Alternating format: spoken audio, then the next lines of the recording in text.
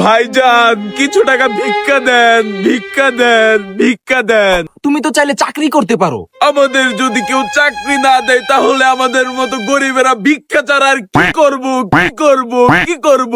চুপ, আমার কলিজাতে এসে লেগেছে, তোমাকে চাকরি আমি দিব। আপনি কি আমাকে সত্যি চাকরি দিবেন? হ্যাঁ, সত্যি সত্যি সত্যি, কিন্তু তোমাকে বিশ্বাসের সাথে কাজ করতে হবে। স্যার, আমি আপনার সব বিশ্বাস রক্ষা করব। কি কি বিশ্বাস রক্ষা করা লাগবে বলেন? প্রথম, তুমি চাকরির মাঝখানে কোনো বেইমানি করতে পারবা না, আর দ্বিতীয়, তোমাকে 2 বছর টানা চাকরি করতে হবে। ওকে স্যার, আজ এই গরিব আপনাকে কথা দিল আমি 2 বছর টানা চাকরি করব, আর কখনো 1 টাকা দিয়েও বিশ্বাসঘাতকতা করব না। আরেকটা কথা জানিয়ে রাখি, তোমাকে আমি মাসে 15,000 টাকা করে বেতন দিব। 15,000 টাকা?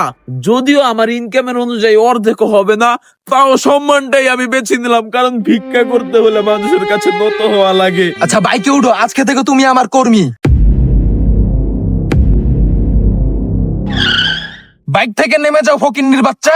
স্যার, আপনি না আমাকে চাকরি দিয়েছেন, তাও কেন ফকিন্নির বাচ্চা বললেন? এখন তো আমি একটু সম্মানজনক 15,000 টাকা বেতনের চাকরি করি। আচ্ছা, তোমার নাম কি? সজল স্যার, সজল।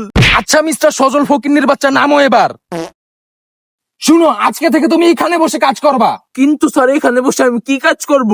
আজকে থেকে তুমি এখানে বসে ভিক্ষা করবা, এখানে অনেক বেশি মানুষ হয়। স্যার, ভিক্ষা? আপনি না আমাকে চাকরি দিয়েছেন? এটাই তো তোমার চাকরি, আমি তোমাকে মাসে 15,000 টাকা বেতন দিব, এর বদলে 12 ঘন্টা ভিক্ষা করে যেই টাকা পাবা ওইটা আমাকে দিবা। স্যার, তাহলে আমার লাভ কি হলো? এই যে তুমি সবাইকে বলতে পারবা তুমি এখন একটা চাকরি করো।